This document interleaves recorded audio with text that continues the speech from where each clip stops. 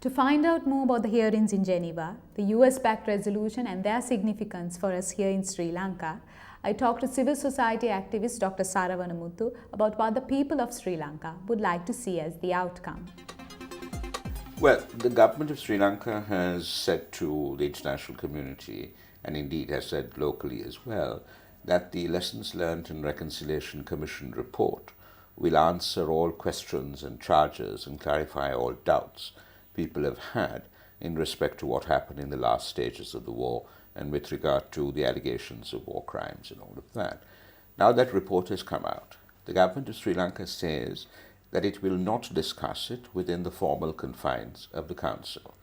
Now, the United States, for one, has made the point consistently over time that if the LLRC report does not meet international standards in respect of accountability, etc., that the government of Sri Lanka opens itself out to the possibility of some kind of international action.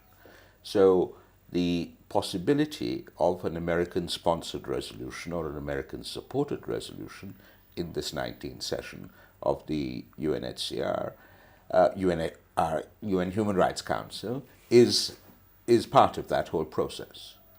Okay. So the specific session in itself, like what sort of impact do you think it could have to Sri Lanka as an individual? Everything depends on the wording of the resolution.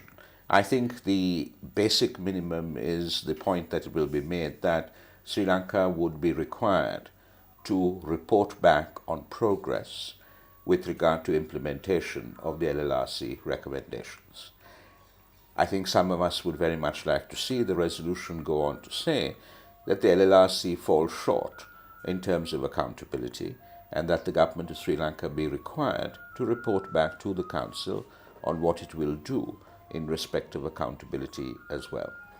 But the Human Rights Council, the sessions in itself and the resolutions are seen up to now as an international conspiracy against Sri Lanka by many government officials as well as other media organizations. So what is your reaction? I think that's really quite absurd. I think we need to grow up and be a lot more mature. If we took a much more mature attitude towards this, we won't be facing such situations.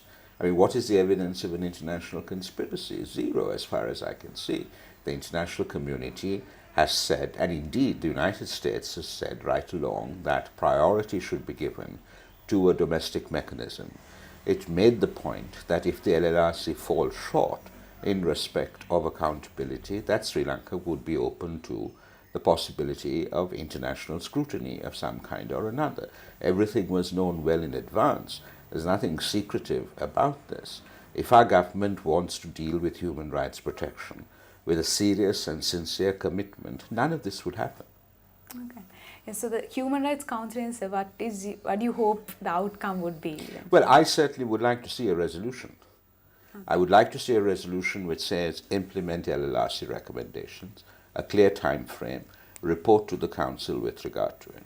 Also, that the Council takes note that the LLRC falls short with regard to the key question of accountability, and therefore the government is required to report to the Council on what steps it will take to address the question of accountability.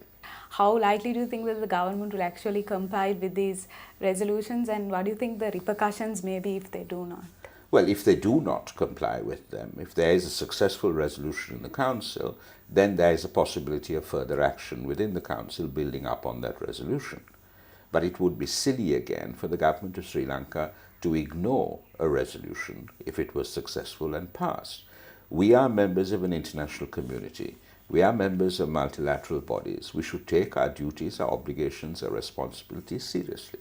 Government seems to describe all those who support the call for accountability, and they call them traitors to the nation and those with vested interests. So how do you see that, and how much do you think is going to affect the perception of the people here towards this? I think this is absolute piffle. I mean, this notion that people who criticize or dissent from the prevailing orthodoxy of the day. I think what's happened in Sri Lanka is that we have mistaken loyalty to country and love of country. We've mistaken that with servility and subservience to governments. Governments come and go. The country is there forever. So those of us who love our country also do like to see that it has solid strong, robust human rights protection mechanisms, and accountability is part of that.